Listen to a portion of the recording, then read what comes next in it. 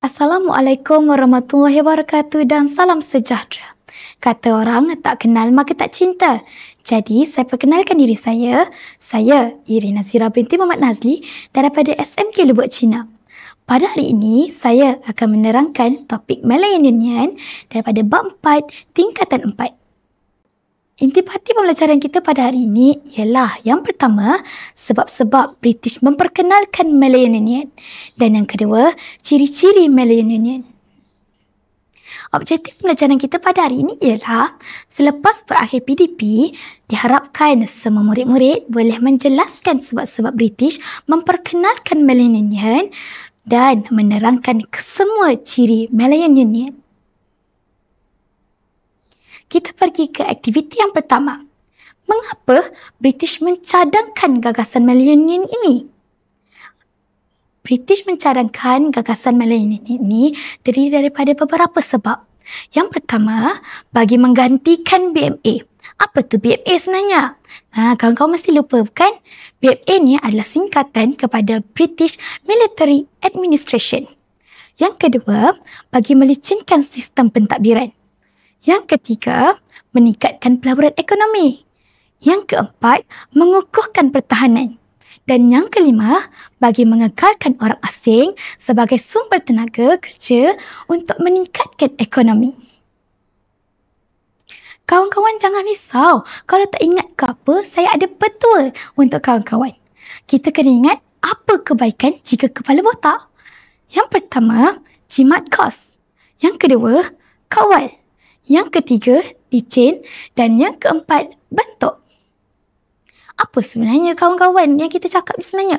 Kita kena ingat kata kuncinya. Yang pertama, licin. British mencadangkan gagasan Malayan Nyanyian ini untuk melicinkan pentadbiran.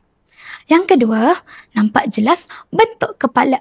British mencadangkan gagasan Malayan Nyanyian ini untuk membentuk bangsa Malayan Nyanyian dan persediaan membentuk kerajaan sendiri. Jimat kos sebab tak perlu gunting rambut. Kenapa? British mencadangkan Malayan Nyanyian ini bagi menjimatkan kos pentadbiran dan boleh mengawal kutu. Kita ambil kata kunci mengawal. British mencadangkan gagasan Malayan Nyanyian ini untuk mengawal kuasa politik orang Melayu. Kita pergi ke aktiviti yang kedua, iaitu ciri-ciri perlembagaan Malayan Nyanyian. Yang pertama, pentadbiran Malayan Nyanyian. Dalam pentadbiran ni ada apa? Yang pertama, ada satu unit pentadbiran terdiri daripada negeri-negeri Melayu bersekutu, negeri-negeri Melayu tidak bersekutu dan negeri-negeri selat, kecuali Singapura disatukan menjadi satu unit pentadbiran. Yang kedua, Kabinet Jeneral. Pentadbiran diketuai oleh Governor General yang dilantik khas oleh Raja England. Yang ketiga, Pesuruhjaya Tinggi British. Mengapa mereka tubuhkan Pesuruhjaya Tinggi British ini? Bagi mengawal Majlis Eksekutif dan Majlis Perundangan Malayan Nyanyian. Dan yang keempat, Sultan. Sultan hanya dibenarkan menjadi ahli majlis raja-raja yang hanya bincang soal agama dan adat istiadat Melayu. Yang kedua, kewarganegaraan. Dalam kewarganegaraan ni ada apa? Yang pertama, prinsip jus soli. Yang kedua, tempat lahir. Yang ketiga, 18 tahun ke atas. Yang keempat, kurang 18 tahun. Dan yang kelima, usaha British takluk tanah Melayu. Prinsip jus soli yang pertama, menjadi asas kewarganegaraan Malayan Nyanyian. Jus soli ni sebenarnya apa? Biar saya terangkan. Jus soli ni sebenarnya hak yang diberikan kepada sesiapa warga negara yang lahir di tanah Melayu, tak kisahlah kau ni bangsa apa ataupun tempat asal kau negeri mana. Yang kedua, berdasarkan tempat lahir. Seluruh rakyat lah yang lahir di tanah Melayu dan Singapura diiktiraf sebagai warga Malayan Nyanyian. Yang ketiga, 18 tahun ke atas. Mereka yang berumur 18 tahun ke atas ataupun bermaustatin selama 10 hingga 15 tahun akan diberikan kewarganegaraan. Yang keempat, kurang daripada 18 tahun. Mereka berumur kurang daripada 18 tahun yang ibu bapanya warga negara turut diberikan warga negara. Dan yang terakhir, yang kelima, usaha British takluk tanah Melayu. Millennial ubah status tanah Melayu dari naungan kepada tanah jajahan. Kawan-kawan, ingat ya, kita perlulah menolak sebarang penjajahan demi kedaulatan Ibu Pertiwi walau nyawa jadi taruhan. Itulah iktibar yang kita boleh ambil daripada sejarah ini. Kawan-kawan, marilah kita masuk ke aktiviti yang ketiga, iaitu latihan. Pertama sekali, kita masuk soalan objektif. Soalan yang pertama, maklumat berikut merujuk kepada perubahan pentadbiran British di tanah Melayu daripada pentadbiran tentera British ke Malayan Union.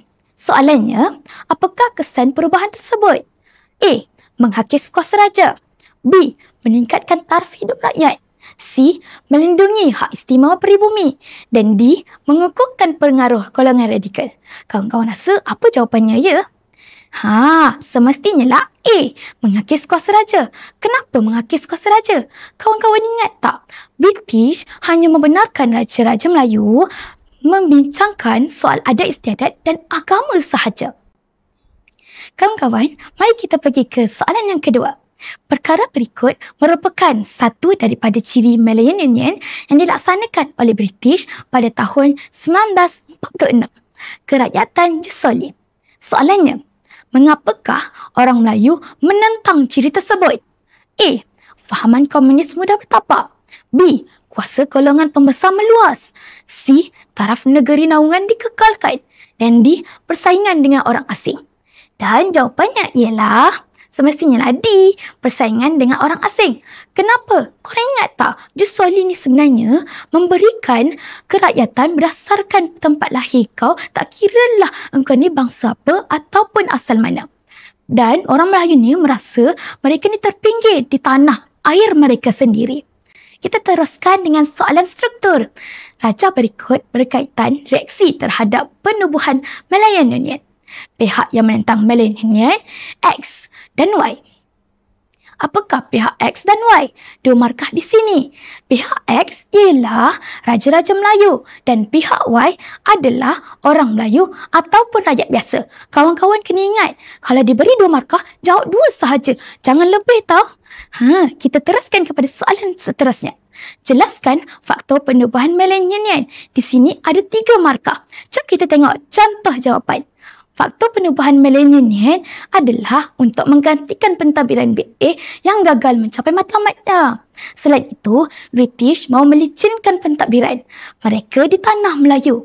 Ia juga merupakan usaha British untuk mengekalkan orang asing sebagai tenaga kerja di tanah Melayu. Korang ingat tak petubuh tak tadi? Korang boleh ambil isi tu dan masukkan dalam soalan ni bagi menjawab soalan. Kita pergi ke soalan C. Soalan Kebat. Baca maklumat dalam petikan berikut. Jalinan erat antara rakyat, pemimpin dan raja ibarat selirat akar diumbi. Teguh akar diumbi, maka teguhlah pokoknya.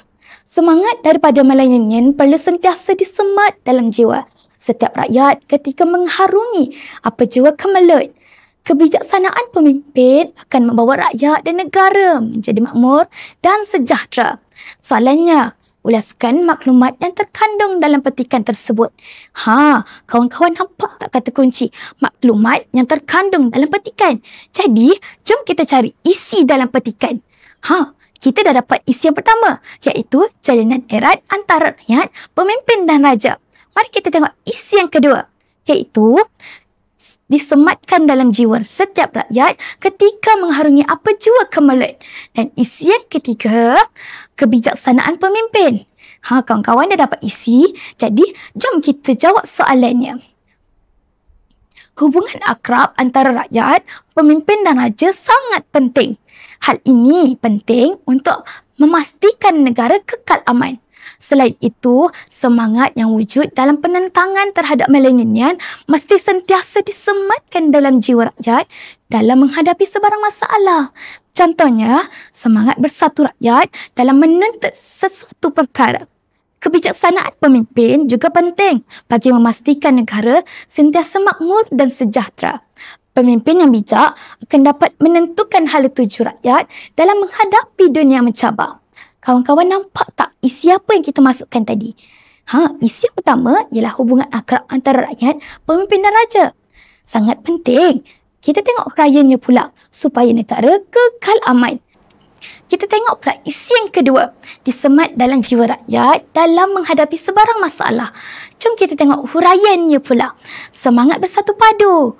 Dan isi yang ketiga, kebijaksanaan pemimpin. Mari kita lihat huraiannya. Pemimpin yang bijak akan dapat menentukan hala tuju rakyat dalam menghadapi dunia yang mencabar.